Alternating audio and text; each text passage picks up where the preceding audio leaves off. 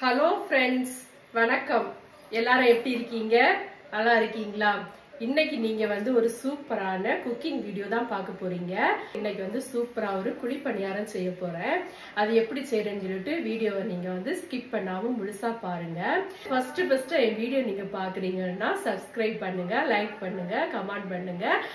இப்ப நம்ம வீடியோக்குள்ள போலாம். இங்க பாருங்க, நான் இதுல ரவை எடுத்து வச்சிருக்கேன். இங்க பாருங்க, இந்த ரவை லைட்டா வறுத்து வச்சிருக்கேன். கொஞ்சமா நெய் ஊத்தி லைட்டா வறுத்து வச்சிருக்கேன். இந்த கப்புக்கு 1.5 கப் எடுத்திருக்கேன். அடுத்தது மைதா மாவு சேர்க்கலாம். மைதா மாவு சேர்க்கிறேன். மைதா மாவு 3 கப் எடுக்கணும். நம்ம இதை 1.5 கப் ரவை சேர்த்துருக்கிறதுனால மைதா மாவு 3 கப் எடுக்கணும். இதே கப்ல 3 கப் மைதா மாவு எடுக்கேன்.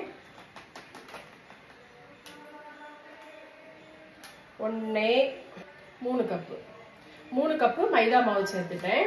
எந்த கப்ல நீங்க பணியாரம் செய்யணும்னு நினைக்கிறீங்களோ அந்த கப் எடுத்து அளந்துக்கோங்க. அப்படியே மிக்ஸ் பண்ணி விட்டுறலாம். ஏன்னா மைதா மாவும் ரவையும் கலந்து வரணும். அதனால நம்ம அப்படியே மிக்ஸ் பண்ணி விட்டுறலாம்.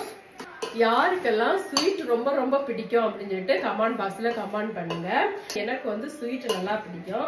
நான் சின்ன பிள்ளையா இருக்கும் போதே ஸ்வீட் எல்லாம் நல்லா சாப்பிடுவேன். சாக்லேட் எல்லாம் வாங்கி நல்லா சாப்பிடுவேன். பொடிச்சு வச்சிருக்கேன். இந்த ஏலக்காயை நம்ம சேர்த்துடலாம்.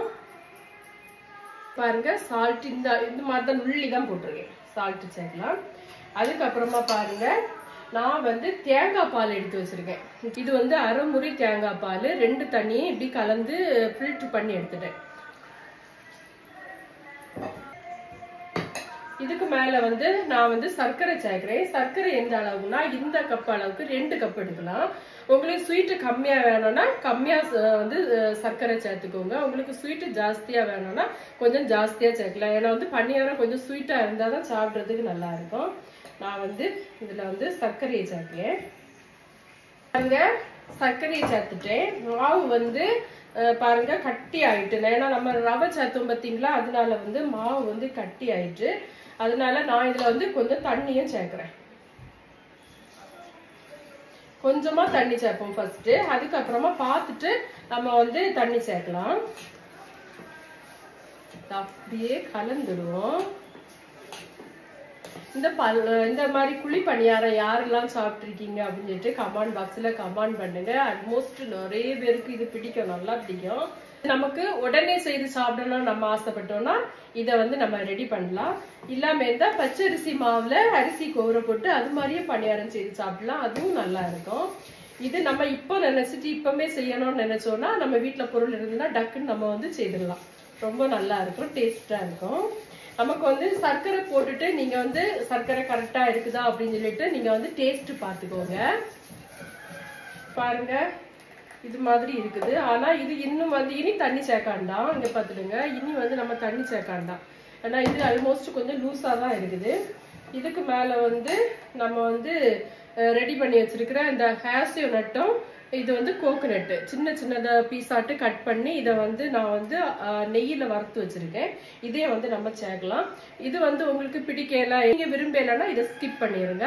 ஆனா எனக்கு ரொம்ப பிடிக்கும், அதனால நான் சேர்க்கிறேன்.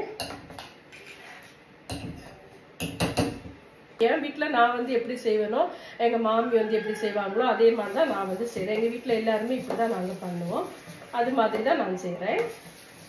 முக்கியமான பொருள் இருக்கு. இது என்னன்னு பாத்தீங்கன்னா, ஒரு முட்டையும் ஒரு வாழைப்பழமும் இது மிக்சியில போட்டு அரைச்சு வச்சிருக்கேன். இதை நம்ம வச்சு எடுத்துடலாம்.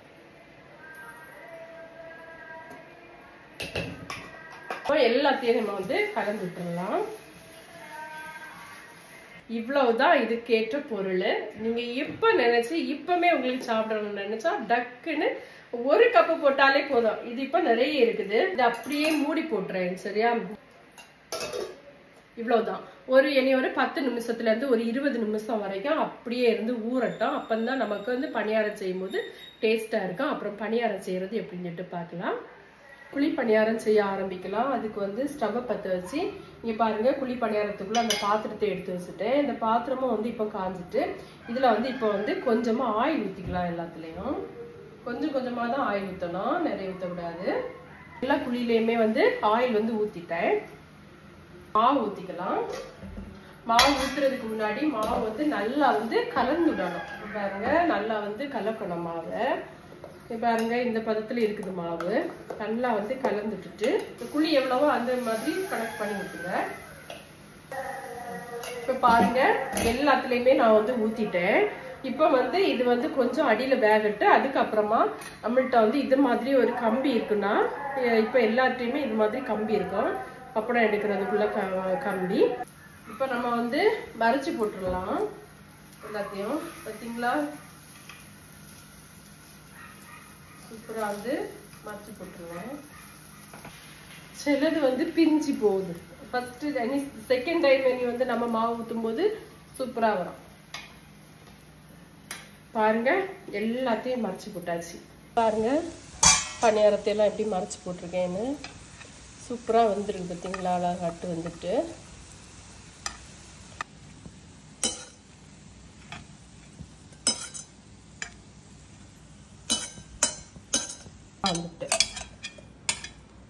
நெக்ஸ்ட் டைம் வந்து நம்ம ஆயில் ஊற்றிக்கலாம்.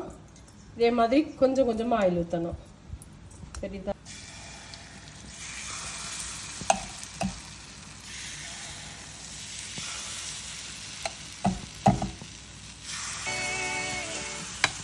எல்லா குழியிலையும் ஊற்றலாம்.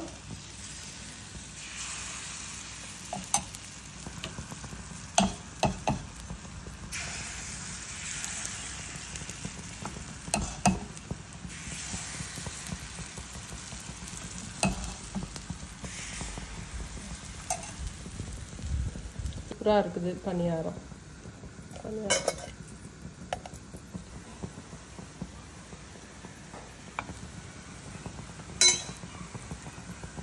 ஸ்டவ்வை வந்து ஆஃப் பண்ணிட்டேன். நான் வந்து எல்லா மாவுக்கும் செய்யல. இப்போ வந்து எல்லாம் ஒன்னோடய செய்தா வந்து தீராது. ஸோ அதனால அதை ஃப்ரிட்ஜில் வச்சுட்டு மாவை இவ்வளோத்தையும் தான் செய்திருக்கேன். இவ்வளவும் செய்திருக்கேன். இனி நான் இது வந்து சாப்பிட்டுட்டு எப்படி இருக்குன்னு சொல்கிறேன். இப்போ வந்து இதை நான் சாப்பிட்டுட்டு காட்டுறேன் அப்படின்னு. பாருங்க உள்ளெல்லாம் வந்திருக்கு அழகாட்டு. சூப்பரா இருக்குது. ரொம்ப டேஸ்டா இருக்குது. நீங்களும் இதே மாதிரி வீட்டில் டக்குன்னு உங்களுக்கு செய்யணும்னு நினைக்க நேரம் உடனே செய்து சாப்பிடக்கூடிய ஈஸியான ஸ்வீட் இது. இந்த வீடியோ உங்களுக்கு பிடிச்சிருக்கா அப்படின்னு சொல்லிட்டு கமெண்ட் பாக்ஸில் கமெண்ட் பண்ணுங்க. தொடர்ந்து நான் போட்ட வீடியோ எல்லாம் பார்த்து எனக்கு சப்போர்ட் பண்ணுங்க. இந்த வீடியோ பார்த்த எல்லாருக்குமே ரொம்ப ரொம்ப நன்றி. Tata, bye bye.